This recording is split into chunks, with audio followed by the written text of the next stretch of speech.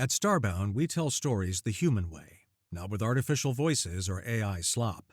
In the end, what's HFY without humanity? Subscribe to keep it this way. My name's General G. Let's begin. Ixara's soldiers numbered nearly 100, each encased in an exoskeleton and equipped with the finest weapons the Aziri arsenal could provide. Hovercraft and drones floated above, their weapons pointing to a single human. And all of this simply because that human had accused the Aziri of harming the local fauna. Ixara, of course, trusted her superiors, who had assured her those tales of injured animals were nothing more than exaggerations. Now, though, she was ready to challenge his accusations, but first, she needed to capture him. "Surrender now, human. You're outnumbered," she called across the wide clearing, her long blue hair flowing around her skin tinged pink. Her face, elvish, the humans called it, hardened when he failed to answer, her jade-green eyes fixed on him with the cold sharpness of a monomolecular blade. Seconds dragged by as the small army behind her grew taut with tension, fingers brushing their triggers, waiting for her command. Still, the human said nothing, and then at last he spoke. "Outnumbered?" he echoed. "Perhaps I am, but so are you." Ixara's brow furrowed beneath her tactical visor. What kind of response was that? The human stood alone in the center of the clearing. No weapons visible except for what looked like a primitive staff carved from local wood. Her soldiers shifted behind her, plasma rifles loaded and ready. One word from her and he'd become nothing more than a collection of cauterized holes and scattered atoms. But she needed him alive.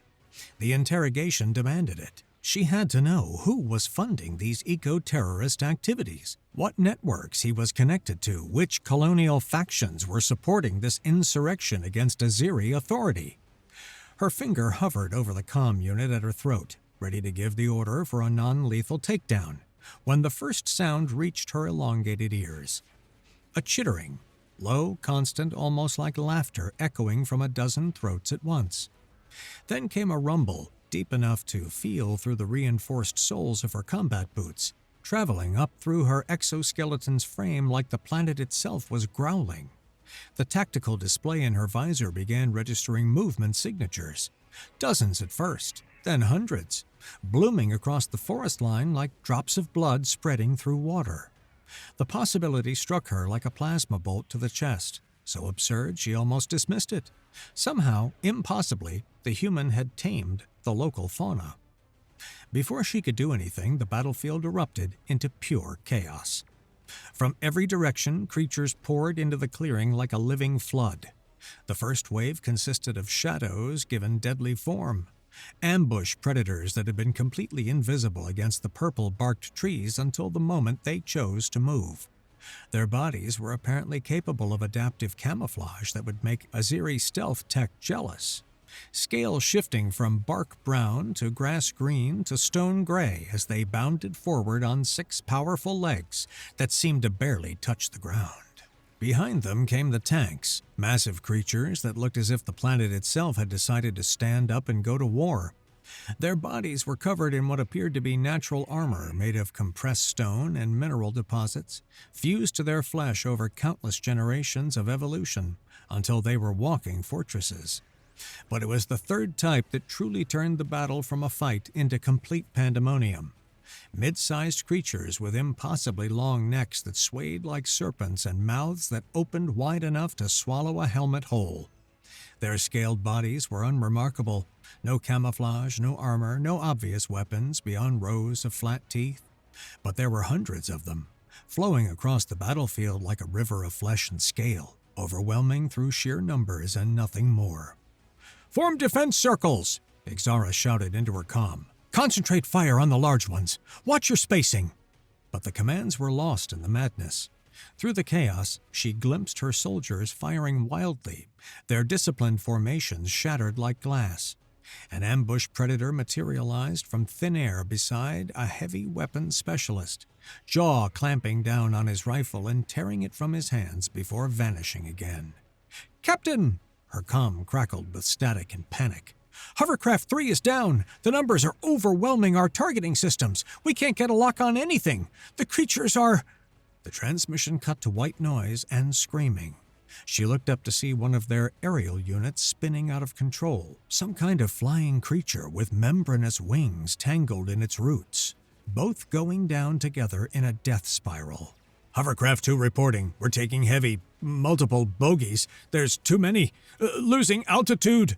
Another burst of static, another craft falling from the sky like a dropped stone. What was the human's endgame? This wasn't just an escape attempt, it was too coordinated, too deadly, too deliberately orchestrated. Her mind tried to process the battlefield, but it was like trying to map a hurricane from inside the eye wall. Then she saw him through the madness.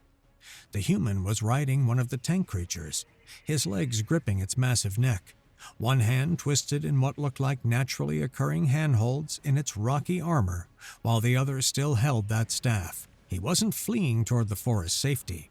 He was coming straight for her, weaving through the battlefield like a mad creature. Ixara's training took over, years of combat drilling overriding shock. She drew her energy pistol in a single motion, the weapon ready to fire, the targeting reticule in her visor locked on to the human's center mass, and she squeezed the trigger without a second thought. The creature beneath him shifted with surprising agility, banking left like a fighter craft avoiding missile lock. The energy bolt sizzled through empty air, leaving a bright afterimage. She fired again, leading the target this time, compensating for the creature's movement pattern, but the human had already ducked low against the creature's neck, using its bulk as cover. The bolt passed over his head, close enough to singe his dark hair. The tank creature was almost upon her, each footfall sending tremors through the ground. She dove right and came up in a perfect three-point crouch with her pistol raised. The human and his mount thundered past, close enough that she could smell the creature's alien musk, and she tracked them with her weapon, ready to... Her hand grabbed her wrist with crushing force. Another wrapped around her waist like a steel cable.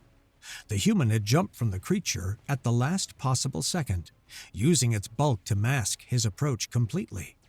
She tried to bring the pistol around, but his grip was too strong, forcing her arm up and away from any useful angle. She triggered her exoskeleton strength boost, servos whining as they pushed to maximum output, but he was already lifting her, using her own momentum and overextension against her. "Let go of me!" she snarled, trying to drive an armored elbow into his ribs. The blow should have shattered bone, but he moved like flowing water, redirecting the force while maintaining his grip. The tank creature had circled back with surprising agility. With a grunt of effort that she felt through his chest, the human heaved her up onto its back, then vaulted up behind her in a single rushed motion, his arms encircling her to grip the creature's rocky protrusions. "My apologies, Captain," he said, his breath warm against her ear, voice calm despite the chaos surrounding them. "But we need to have a conversation away from all this noise." The creature lurched into motion, accelerating faster than something that size had any right to move. Ixara had to grab onto its armor to keep from falling, her fingers finding purchase in a small horn. They were racing toward the forest line, leaving the battlefield, her battlefield, where she suddenly had every conceivable tactical advantage, behind. "This is kidnapping!" she shouted over the wind, rushing past them. "My soldiers will hunt you down! The entire Aziri fleet will—" "Your soldiers are a bit busy right now," the human replied with infuriating calmness. She twisted to look back and saw he was right. The clearing was complete chaos. Soldiers and creatures locked in a melee that looked more like an extremely violent dance than a battle. The sounds of combat faded as they plunged deeper into the alien forest. The tank creature moved quickly through the dense undergrowth, following paths invisible to her eyes, ducking under low-hanging branches that would have decapitated her if she hadn't ducked when the human pressed down on her shoulder in warning. They traveled for perhaps 20 minutes, though it felt like hours with her mind racing through escape scenarios and calculating how badly this would damage her career. The forest grew denser, stranger, with bioluminescent fungi creating patches of green light and flowers that seemed to track their movement. Finally, the creature slowed near a massive tree that must have been ancient even by this world's standards. Ahead, she could see a structure built into the massive trunk. It was simple but elegantly crafted, with windows that glowed with soft bioluminescent panels and a design that seemed to merge with the tree rather than impose upon it. This is where the human lived, she realized. Her mind raced through the implications. Was she a hostage now? Would he demand ransom? Contact her superiors with demands? This could destroy her military career entirely. The creature knelt with surprising gentleness, and the human slid off, then offered her a hand down. She ignored it, jumping down on her own despite the awkward angle, her armor's shock absorbers taking the impact. Her boots hit the soft forest floor with a muffled thump, and she immediately took a defensive stance, weight balanced, ready to fight or flee. "What do you want?" she demanded, her hand moving to her backup weapon. "If you think you can use me as leverage—" But the human had turned away from her entirely, seemingly unconcerned about her little knife.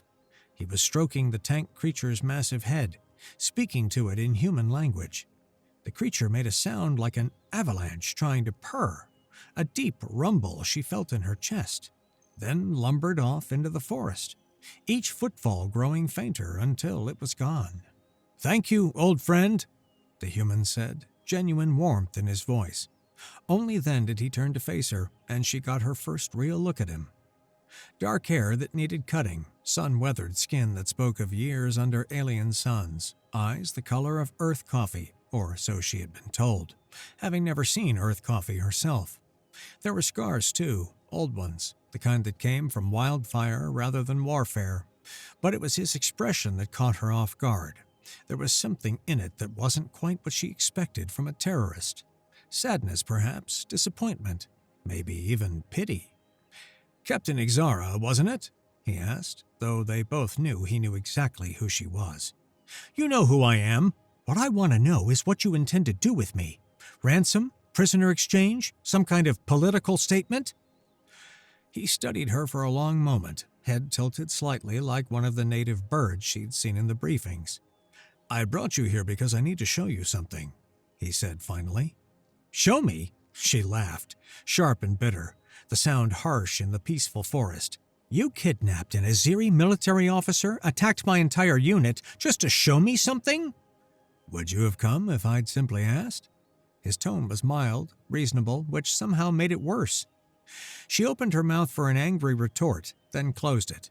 They both knew the answer. She would have shot him on sight if he'd approached peacefully.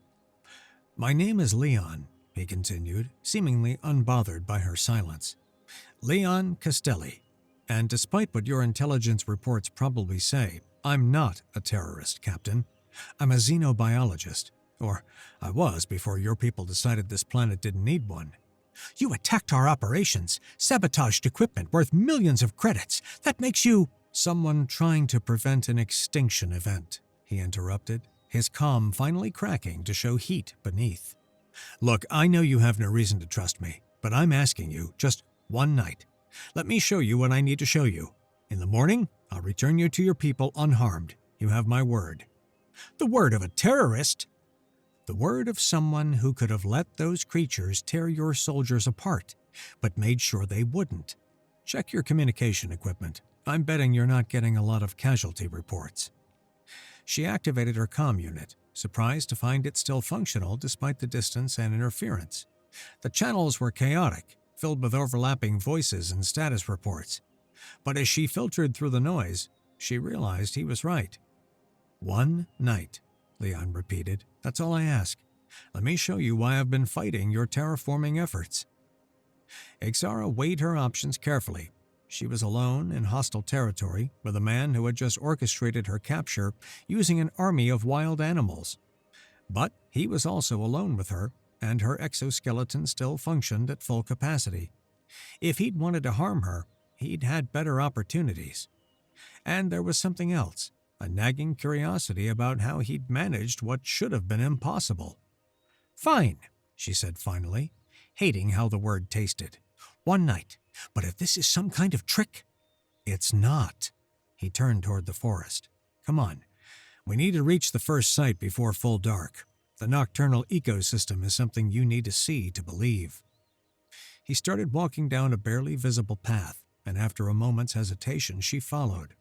The forest grew denser as they moved away from his shelter, the canopy above so thick that only scattered beams of moonlight penetrated. She activated her helmet's flashlight to better see the treacherous ground.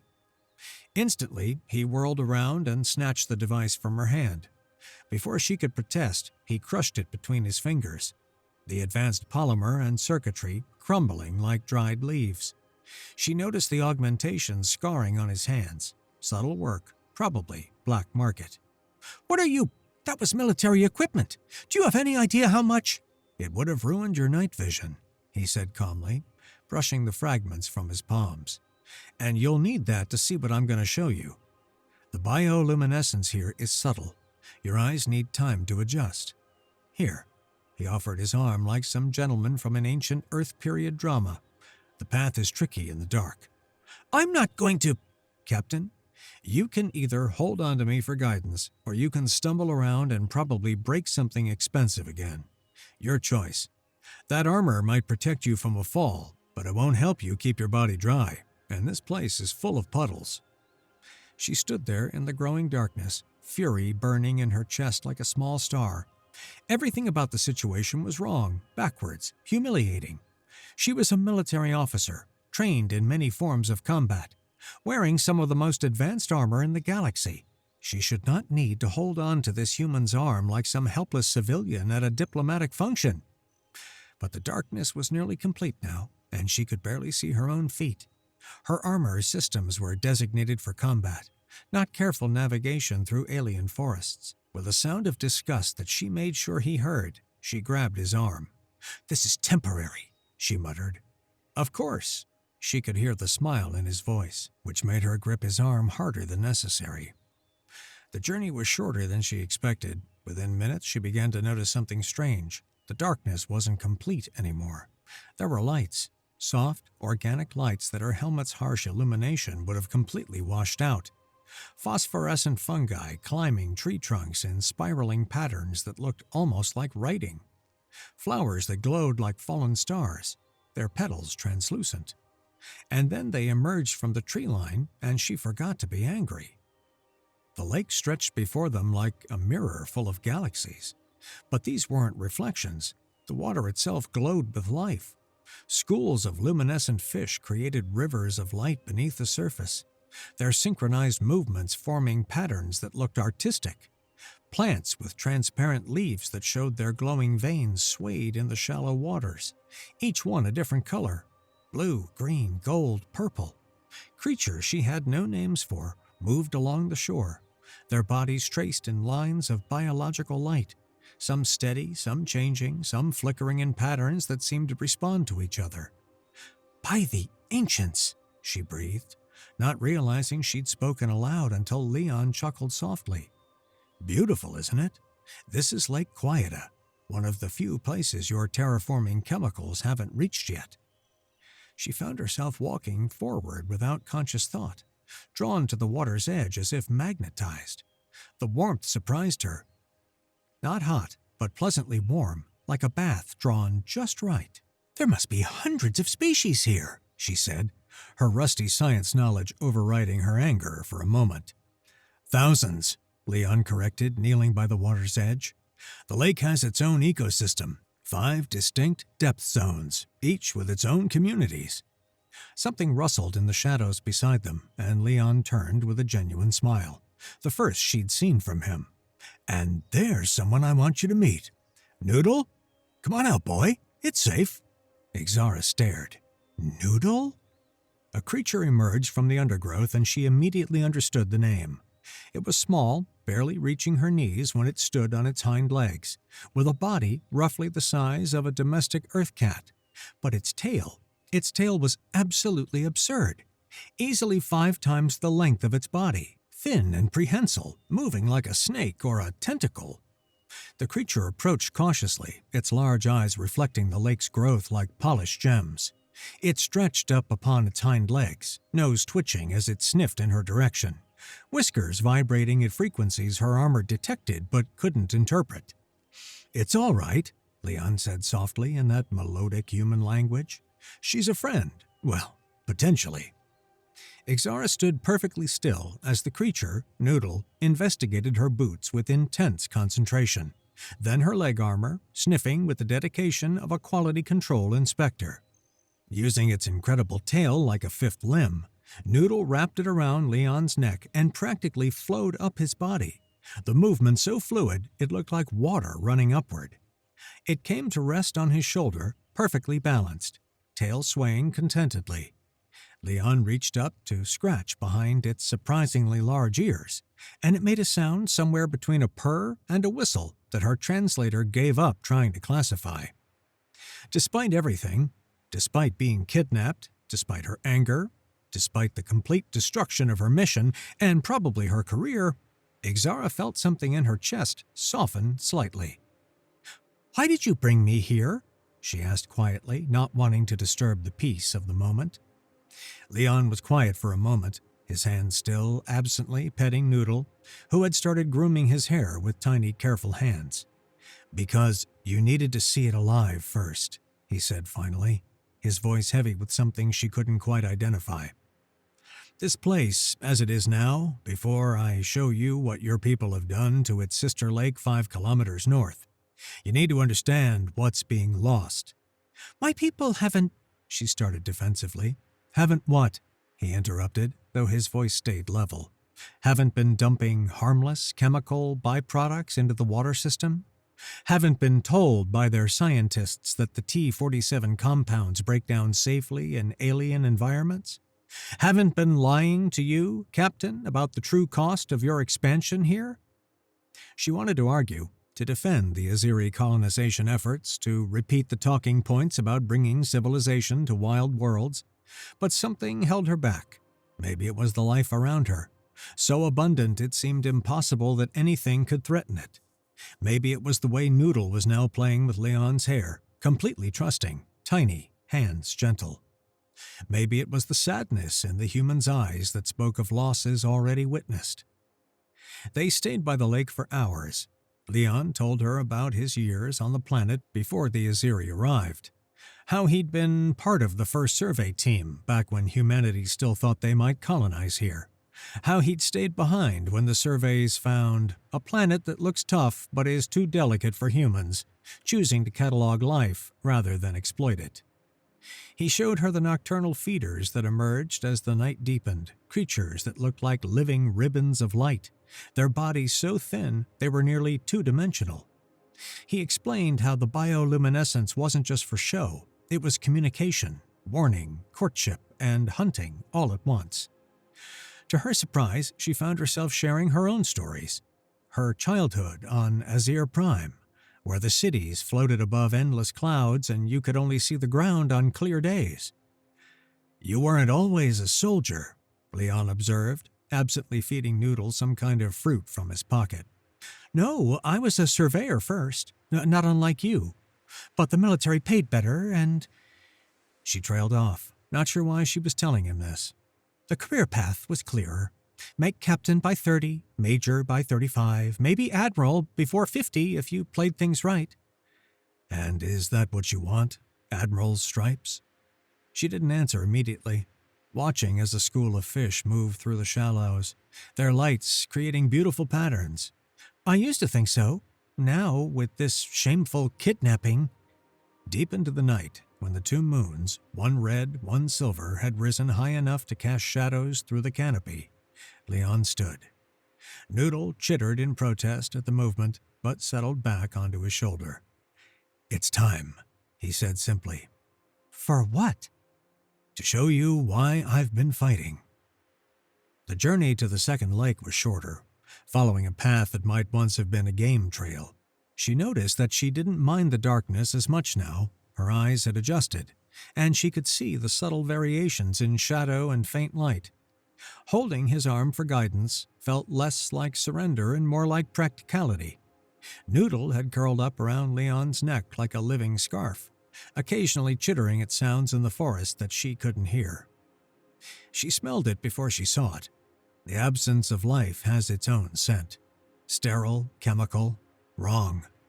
It hit her olfactory sensors like a wall, and even through her armor's filters, she could taste it on the back of her throat. The second lake was black. Not the living darkness of night, but the black of void, of absence, of negation. No lights danced beneath its surface. No creatures moved along its shores. The only illumination came from the red moon above, turning the water the color of old blood, of warning, of danger. Leon led her to a small pipe jutting from the ground, its Aziri manufacture obvious in its design. The corporate markings were still visible. Aziri Colonial Development Building Better Worlds. Runoff pipe, he said simply, his voice carefully controlled. Your terraforming station is 12 kilometers that way. This is where the T-47 compounds end up after they've been safely processed. He knelt by the water's edge, careful not to touch it, and began to speak. He explained exactly what the chemicals did, how they disrupted the cellular membranes of frail native organisms, causing them to literally dissolve from the inside out. This lake was more alive than quieta, he said, his control finally slipping to show the pain underneath. I remember it clearly. I had a camp right there. He pointed to a barren stretch of shore where the ground was still discolored, where I spent 3 months documenting nocturnal spawning behaviors. There was a species of fish here that existed nowhere else on the planet. All gone now. Exara found herself walking to the water's edge, her armor's biohazard alarms screaming warnings she ignored. The datapad in her armor began taking readings automatically, chemical analysis scrolling across her display. The levels were exactly what Leon had described. She thought of the reports she'd read, the assurances from her superiors that the environmental impact was minimal, acceptable, necessary for progress. The cost of civilization, they'd call it. They'd lied, or been lied to, or simply hadn't cared enough to verify. How many? She asked quietly. How many lakes like this? 30 that I know of. 3 major river systems. He pulled out a battered datapad. Ruggedized, old, probably predating the Aziri arrival. The screen glowed bright, showing images that made her stomach turn. Time-lapse videos of lakes dying, the light going out day by day. Beaches covered in rotting fish. Forests of kelp analogs withering to nothing. This is just what I've been able to document personally, he continued. This planet looks tough on the surface, but it's actually very, very sensitive. And that's why humanity never truly claimed it. We knew we would destroy it, even with all our modern tech. She sat down hard on a rock, not caring that her armor would need recalibration. The weight of it, not just the armor, but the knowledge, was crushing. Leon sat beside her, keeping respectful distance. Noodle uncurled from his neck and investigated a dead log, sniffed it once, then returned with a sad whistle. They stayed there through the night. Leon showed her his complete documentation. Photos of this lake from before, teeming with so much life, the water itself seemed to glow even in daylight. Videos of creatures now extinct. Things that looked like swimming flowers, fish with transparent bodies showing internal organs failing and dying. Data showing the spread of contamination, the die-offs, the cascading ecosystem collapses as food webs unraveled. The red moon had set, and the planet's sun began to cast its first pale violet rays across the sky. The light did not bring life to the dead lake. It only illuminated the desolation more clearly, revealing an oily sheen on the black water and the skeletal remains of lakeside flora. Exara had not moved. All night she had stared at the screen of Leon's datapad, cross-referencing his findings with her own armor's atmospheric and chemical sensors. Every data point was a nail in the coffin of her loyalty. Fatigue was a dull ache behind her eyes, but it was overshadowed by a burning, crystalline rage. It was a cold fury, directed not at the human beside her, but at the admirals and corporate liaisons who had sent her here. They had spoken of acceptable environmental impact and minimal native die-off. Lies. All of it. She had been a proud soldier of the Aziri, a protector of their interests. Now she saw she had merely been their enforcer, silencing the truth with the barrel of a plasma rifle. She stood, the servos in her armor whining softly in the quiet morning. The weight of her shoulders was immense, far heavier than the plasteel and ceramic plates. Leon watched her, his expression unreadable, noodle stirring on his shoulder. "Your data," she said, her voice hard and raspy. "I need a complete copy." She looked past him, toward the distant glimmer of the Aziri orbital station. Her path was no longer there. It led somewhere else now, somewhere far more dangerous. "I will take this to the Federation High Council. They might not believe you, but they will believe the words of an Aziri like me," she declared, the words tasting of treason and finality. It would cost her everything, her rank, her reputation, perhaps even her freedom. She would be branded a traitor by her own people. But as the sun rose higher over a dying world, she knew it was the only honorable command left to follow. Days had passed in a blur of interrogations and sterile silence. The woman who looked back at Ixara from the polished metal of the wall panel was a stranger. Gone was the form-fitting black exoskeleton, the symbol of her rank and power. In its place was a loose-fitting gray prisoner's uniform that hung on her frame. Her long blue hair, usually tied back in a severe military style, was now unkempt, framing a face where the pink-tinged skin was pale with exhaustion. Only her jade-green eyes held the same fire, but now it was the cold fire of rebellion, not duty. She was a scapegoat. It was a masterful, if predictable, political maneuver. After she had transmitted Leon's complete, unredacted data pack directly to the Federation High Council, bypassing her entire chain of command, the Aziri leadership had moved with ruthless speed. They couldn't admit to the deliberate ecological devastation, not with a Federation inquiry looming. So they created a new narrative. Captain Ixara, a promising but overzealous officer, had suffered a psychotic break during a routine operation. In her paranoia, she had fabricated evidence of environmental damage, attacked her own troops using manipulated local fauna, and allowed the terrorist Leon Castelli to escape. The official charges were dereliction of duty, mutiny, and costing the Aziri Colonial Development Corporation billions in damages. A bitter smile touched her lips as she looked at her reflection. The irony was suffocating. She was imprisoned not for the act of treason that had doomed the entire colonization effort under the pressure of the Federation, but for failing to capture the one man who was telling the truth. In a final, galling twist, the Aziri had dropped all charges against Leon, painting him as a mere hermit caught in the crossfire of her rampage. He was no longer even a criminal. Ixara turned from the wall and sank onto the hard cot that served as her bed. A wave of fury washed over her, hot and cleansing. She blamed her superiors, the cold-faced admirals and smiling corporate executives who had lied to her for years, who saw entire ecosystems as entities on a balance sheet. They had used her ambition and her loyalty as a weapon, pointing it at anyone who threatened their profits. But as the anger subsided, a colder truth remained. She blamed herself, too. She had been naive, so eager to climb the ranks and earn the next commendation that she never stopped to ask the hard questions. She had accepted their convenient lies because the truth would have been an obstacle to her career. She had been a willing cog in a monstrous machine, and her outrage now couldn't erase her past complicity. She closed her eyes, imagining her future. A high-security penal colony on Azir Prime, a life spent staring at gray walls, her name a cautionary tale for insubordinate officers. It was in that moment of bleak resignation that she heard it, a low, constant chittering, almost like muffled laughter.